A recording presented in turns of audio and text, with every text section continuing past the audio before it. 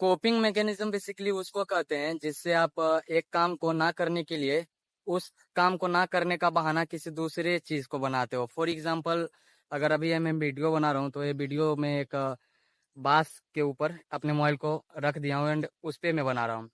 बहुत लोग फिर ये बहाना देंगे कि मेरे पास स्टैंड नहीं है। तो ये जो चीज होती है, जो आप किसी काम को टालते हो, उसी को कोपिंग मैकेनिज्म बोलते हैं। और बहुत टाइम से मेरे साथ भी यही होता आ रहा है। किसी काम को करने के लिए सोचता हूँ, कुछ टाइम तक करता हूँ, बट किसी और चीज का बहाना बना के उस काम को करना ही बंद कर देता हूँ। और पता नहीं क्या माइंड का स्ट्रक्चर ही बेसिकली ऐसा है कि हो ही जाता है। आप कितना भी ट्राई करो बट वो चीज आ ही जाती है कभी ना कभी। और कुछ टाइम से मैं एक नॉस्टैल्जिया से भी सफरिंग कर रहा हूँ। नॉस्टैल्जिया बेसिकली वो चीज है, समझो कि आपके साथ जो पास्ट में जो भी चीज हुआ है, जो चीज पहले था, वो चीज को नॉस्टैल्जिया आपको प्रेजेंट टाइम में उसे गोल टाइप के बना बना के दिखाती है। जैसे कि समझो कि अगर आप कुछ टाइम पहले, अगर आप 10th में हो गए तो आपको लगता होगा कि मैं पढ़ने में ठीक था। फिर आप 12th में आए होगे तो 12th में अगर आप कमजोर हो गए होगे तो जो आपको 10th में लगा होगा, 12th में आने के बाद आप क्या बहाना बनाओगे कि मैं 10th में अच्छा था। तो ये जो चीजें है तो ये जो चीजें है उसी को नॉस्टैल्जिया कहते हैं। एंड मैं भी अभी कुछ टाइम से इसी से सफरिंग कर रहा हूँ। तो हाय, सबसे पहले मैं अपना इंट्रोडक्शन दे देता हूँ। I am Raja Babu and I recently pass out class 12th from Bihar board. And अभी क्या है ना कि मैंने ग्रेजुएशन में एडमिशन के लिए फॉर्म डाला था एंड उसका बेसिकली मेरिट लिस्ट आ गया, जिसमें मुझे सिलेक्शन मिला, अच्छे कॉलेज में मिल गया, मुझे पटना के एन कॉलेज में मिल गया। और मैंने जो अपना स्ट्रीम लिया है वो आर्ट्स स्ट्रीम से। हालांकि मुझे एक बात पता है कि बिहार से ग्रेजुएशन करने के बाद कोई बहुत बड़ा अचीवमेंट नहीं होगा, क्योंकि अगर अभी 90% अगर लोग कहें तो सिर्फ ग्रेजुएट होके इसी चीज से या फिर जॉबलेस। तो मैंने अभी फॉर्म तो डाल दिया है बट मुझे पता है कि इससे करने के बाद कोई बहुत बड़ा चीज मैं नहीं कर लूंगा, कोई बहुत बड़ी चीज मैं अचीव नहीं कर लूंगा। जैसी मेरी हालत है वो ऐसी ही रहेगी, जो मेरा कंडीशन है।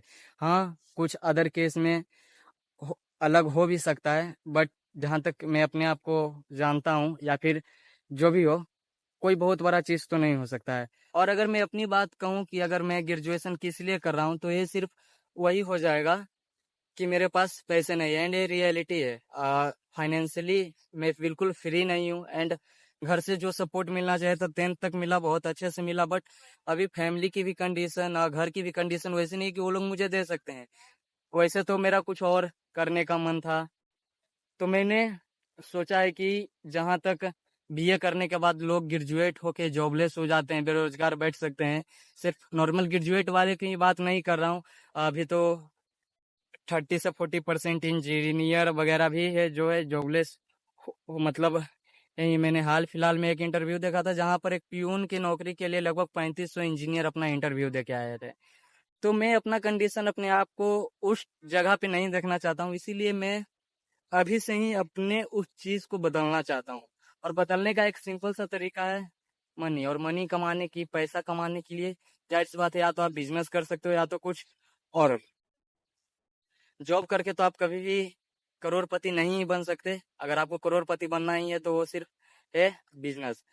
जॉब से भी करोड़पति बन जाते हैं, लेकिन वो सिर्फ 1% केस में होता है। अगर आप गूगल के सीईओ को ले लोगे तो वो सब जॉब ही करते हैं, बट वो सब सिर्फ भाई वो सब टॉप 1% में आते हैं। एंड टॉप 1% में आने के लिए भी बहुत मेहनत लगती है। तो मैं जो हूँ, इस 4 साल की ग्रेजुएशन में अपने साथ बहुत सारा बिजनेस ट्राई करने वाला हूँ और भी बहुत सारी चीज ट्राई करने वाला हूँ कि जहाँ पर लोग ग्रेजुएट होके बेरोजगार बैठ जाते हैं, और मैं चाहता हूँ कि उस 4 साल के अंदर करोड़पति बन जाऊं। तो अभी जो मैंने कहा कि इस 4 सालों में मैं करोड़पति बन जाऊं अपनी ग्रेजुएशन कंप्लीट होते के साथ ही, तो बहुत लोगों को ये चीजें बकवास लगेगी, और बकवास हो भी क्यों ना, क्योंकि 4 साल में करोड़पति बनना कोई हलवा तो है नहीं। पैसों की तो बारिश हो नहीं रही है कि लगातार आपके पास पैसे की बारिश हो रही है तो आप करोड़पति बन जाओगे।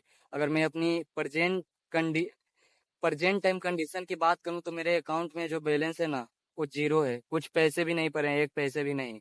और जहां तक मैं अपनी बात करूं तो ना तो मुझे कोई अच्छी स्किल आती है, ना पढ़ने में बहुत ज़्यादा तेज हूँ। एक नॉर्मल जो स्टूडेंट होता है बेसिकली वैसा ही हूँ।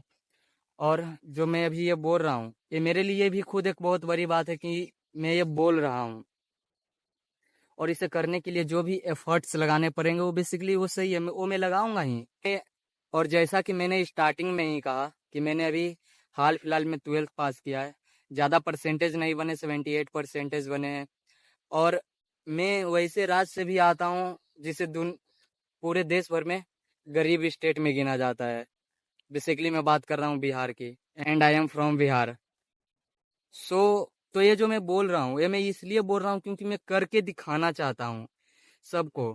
मैं उन मीडियोकर की तरह वैसा लाइफ नहीं चाहता हूँ जो कि बाकी लोग जी रहे हैं, या फिर उन मीडियोकर्स की तरह मैं नहीं रहना चाहता।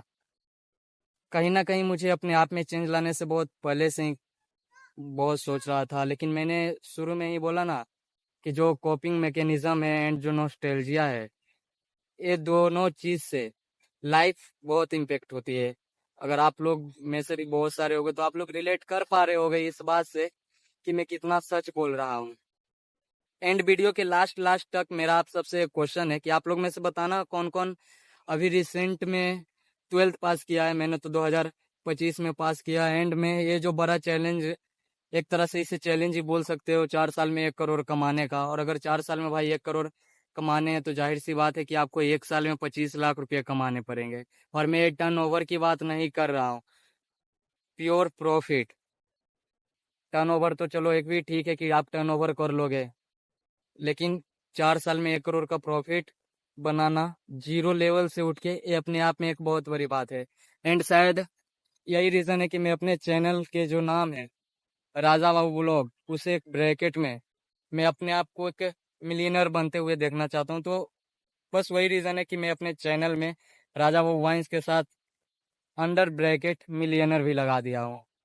अब बहुत से जो लोग होंगे मेरे इसी बात को सुन के या तो हेट करेंगे या तो डिमोटिवेट करेंगे, क्योंकि जमाना ही उस टाइप का चल रहा है कि आप जो भी करना चाहोगे लोग डिमोटिवेट करेंगे। मैंने भी इन लगभग 4-5 साल में यूट्यूब पर मल्टीपल ऑफ वीडियोस डाले, बहुत सारे चैनल बनाए, बट है ना कि मैं जो भी काम पहले करता था वो सिर्फ मोटिवेशन के बेसिस पे करता था। डिसिप्लिन नाम के मेरे अंदर कोई चीज ही नहीं है अभी तक प्रेजेंट टाइम में। बहुत कुछ टाइम तक मोटिवेट हुआ तो लगातार वीडियो अपलोड किया, फिर डिमोटिवेट हो गया तो वीडियो बनाना बंद, या फिर कुछ और भी रीज़न हो सकते हैं जैसा कि मैंने कहा कॉपिंग मैकेनिज्म या फिर नॉस्टैल्जिया वगैरह। तो लोग तो कहेंगे ही। तो मैंने तो सोच लिया है कि मुझे करना क्या है अपने इन 4 सालों में। ज़्यादा से ज़्यादा क्या होगा, बर्बाद हो जाऊंगा, वैसे भी कौन सा अभी आबाद हूँ।